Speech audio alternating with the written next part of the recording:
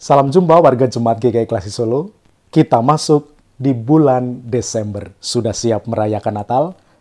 Tunggu dulu. Jangan buru-buru merayakan Natal. Sebab kita bersama hari Minggu nanti tanggal 3 akan merayakan Minggu Advent pertama. Inilah dia, Minggu Advent pertama. Apa itu Advent? Advent artinya adalah penantian. Apa yang ditunggu, apa yang dinanti. Dan bagaimana sikap kita menantikan? Seperti apakah kita harus menantikannya? Jadi dalam bulan Desember selalu ada dua kegembiraan. Selalu ada dua penantian.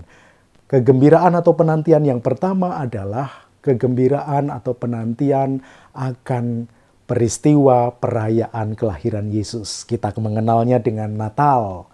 Jadi kita menantikan sebentar lagi 25 Desember kita akan merayakan Natal. Tuhan Yesus lahir, hore! Puji Tuhan, haleluya! Lagu-lagu Natal, kue-kue Natal, pohon terang, dan seterusnya. Dan kegembiraan di seputar Natal. Tetapi ada kegembiraan yang jauh lebih besar sebelum kita memasuki Natal. Dan itu disebut dengan Advent. Minggu penantian akan kedatangan Tuhan Yesus Kristus kembali ke dunia untuk menyatakan kerajaan Allah dalam kehidupan manusia. Pada saat itulah kita akan bertemu muka dengan Juru Selamat kita Yesus Kristus. Bukankah itu kegembiraan luar biasa? Dan inilah masa kita merenungkan penantian kapan datangnya Tuhan. Soal datangnya Tuhan selalu ada dua hal. Yang pertama, Tuhan pasti datang kembali ke dunia. Tetapi yang kedua, tidak ada satupun yang tahu kapan persisnya Tuhan kembali ke dunia untuk menghadirkan kerajaan Allah bagi dunia. Nah, pertanyaan-pertanyaan yang sifatnya eskatologis. Itu apa? Artinya kapan Tuhan datang kembali. Itu juga ditanyakan oleh jemaat di kota Tesalonika ribuan tahun yang lalu. Jadi ceritanya nih, ada jemaat bernama Tesalonika di kota Tesalonika.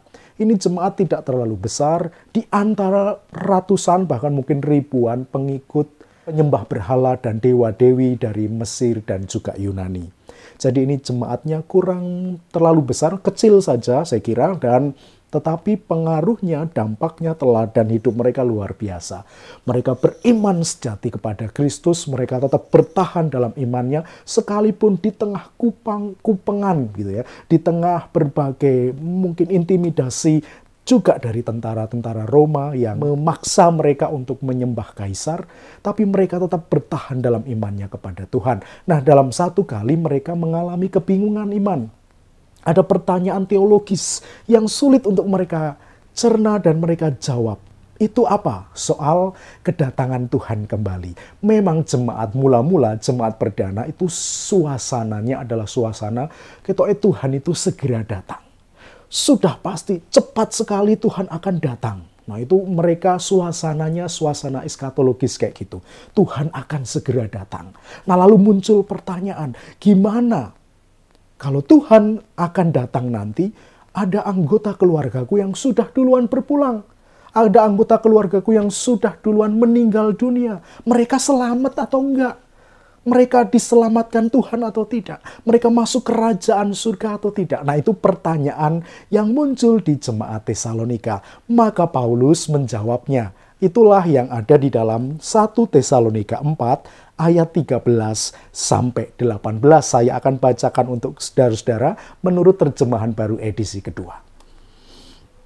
Selanjutnya kami tidak mau saudara-saudara bahwa kamu tidak mengetahui tentang mereka yang meninggal, supaya kamu jangan berduka cita seperti orang-orang lain yang tidak mempunyai pengharapan.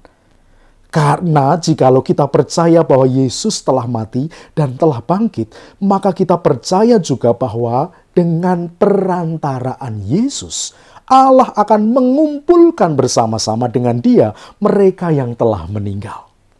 Hal ini kami katakan kepadamu dengan firman Tuhan. Kita yang hidup, yang masih tinggal sampai kedatangan Tuhan, sekali-kali tidak akan mendahului mereka yang telah meninggal. Sebab pada waktu aba-aba pada waktu aba-aba diberi, pada waktu pemimpin malaikat berseru dan sangkakala Allah berbunyi, maka Tuhan sendiri akan turun dari surga dan mereka yang mati dalam Kristus akan lebih dahulu bangkit. Sesudah itu kita yang hidup yang masih tinggal akan diangkat bersama-sama dengan mereka dalam awan menyongsong Tuhan di angkasa. Demikianlah kita akan selama-lamanya bersama-sama dengan Tuhan. Karena itu hiburkanlah seorang akan yang lain dengan perkataan-perkataan ini. Jelas sekali yang disampaikan oleh Rasul Paulus kepada jemaat yang sedang galau di kota Tesalonika tentang keluarga mereka yang telah berpulang padahal Tuhan belum datang kembali. Ketika Tuhan datang kembali, yang sudah berpulang itu akan lebih dahulu diangkat, direngkuh oleh Kristus yang bangkit, mengalahkan maut dan kematian itu, dan membangkitkan semua orang yang telah meninggal di dalam percayanya kepada Yesus Kristus. Jadi sudah pasti mereka mendapatkan keselamatan di dalam Yesus Kristus. Nah, tenang hati mereka. Sehingga lalu mereka enggak berduka cita, bersedih hati, berlarut-larut.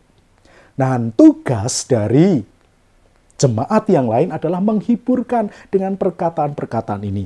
Nih baca, nih aku bacakan ya surat dari Rasul kita Paulus. Oh, ternyata semua orang yang percaya kepadanya akan dibangkitkan, akan dikumpulkan bersama-sama pada kedatangan Tuhan kembali, akan bertemu muka dengan penyelamatnya, Yesus Kristus, penyelamat kita semua. Betapa itu adalah kegembiraan terbesar sebagai umat yang percaya kepada Kristus. Maka sikap kita dalam menantikan kedatangan Tuhan kembali, yang kita nggak tahu kapan tetapi pasti akan datang, apa sikapnya? Sukacita, kegembiraan, tetapi juga terus pengharapan akan senantiasa penyertaan dan kasih sayang Tuhan.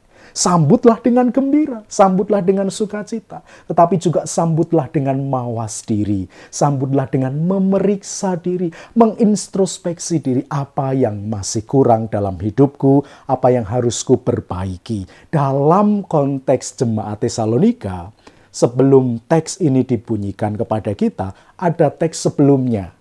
Jadi sebelum soal orang yang sudah berpulang, itu akan selamat atau tidak, itu sebelumnya Paulus mengajarkan dan mengajak jemaat untuk hidup dalam ketaatan dan kesetiaan.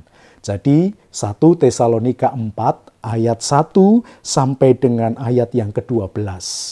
Kalau tadi kan kita baca ayat 13 sampai 18 soal orang-orang yang sudah meninggal di dalam Kristus akan dibangkitkan bersama-sama pada kedatangan Tuhan kembali. Jadi mereka tetap selamat.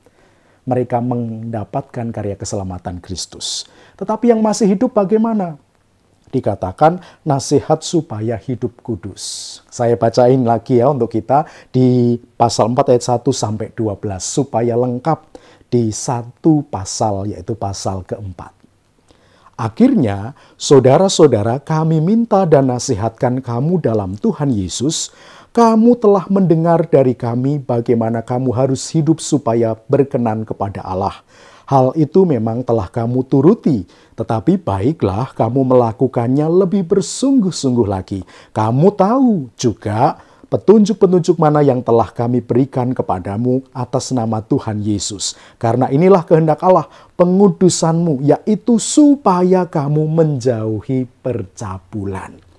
Supaya kamu masing-masing mengambil seorang perempuan menjadi istrimu sendiri dan hidup di dalam kekudusan dan kehormatan. Bukan di dalam keinginan hawa nafsu seperti yang dibuat oleh bangsa-bangsa yang tidak mengenal Allah. Dan supaya dalam hal ini orang jangan merugikan saudaranya atau memperdayakannya.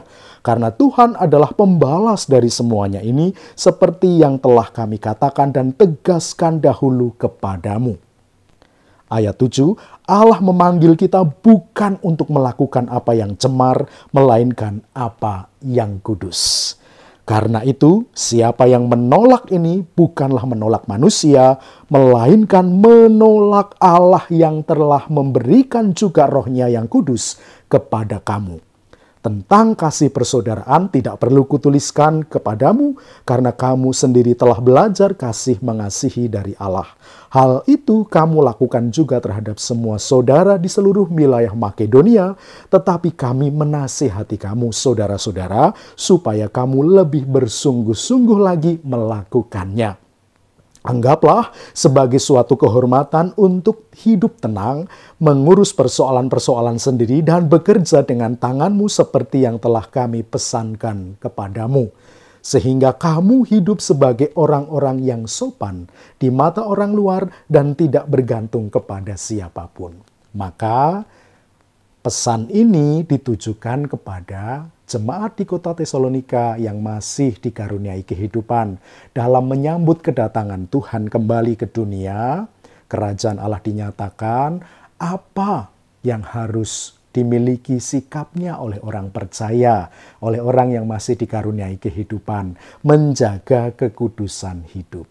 Apa yang diperangi? Yaitu soal kehidupan yang tidak mengkuduskan pernikahan. Perselingkuhan, affairs, dan berbagai kecurangan-kecurangan dalam pernikahan. Relasi-relasi yang timpang dalam pernikahan. Tetapi justru hidup dalam kudus dan kekudusan hidup pernikahanlah yang ditegaskan oleh Rasul Paulus.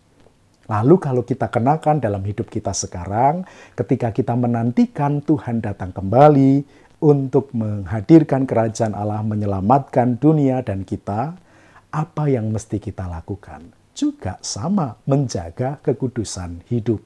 Jadi kekudusan hidup itu dituntutkan kepada kita. Saudara yang telah menikah, mari menjaga kekudusan hidup dalam relasi kasih kita dengan suami istri.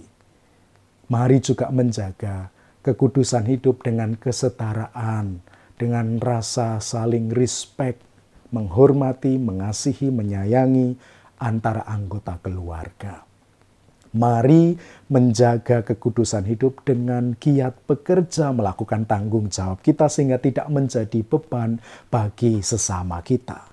Mari menjaga kekudusan hidup dengan hidup sopan, hidup yang bermartabat, hidup yang menghadirkan kasih dan kebaikan Tuhan dalam keseharian perjalanan hidup kita. Sehingga dalam menantikan kedatangan Tuhan kembali, kita isi dengan hal-hal yang berfaedah, yang sesuai sabda Tuhan dalam kekudusan. Kekudusan itu bukan hanya dalam relasi pernikahan, tapi juga relasi keluarga, relasi dalam pekerjaan, dalam pelayanan, dalam hidup bersama masyarakat, juga dalam keseharian kita. Tuhan memberkati kita, memampukan kita menyambut kedatangan Tuhan kembali dengan menjaga hati kita tetap kudus, berkenan kepada Tuhan. Kasih Tuhan beserta kita semua. Amin.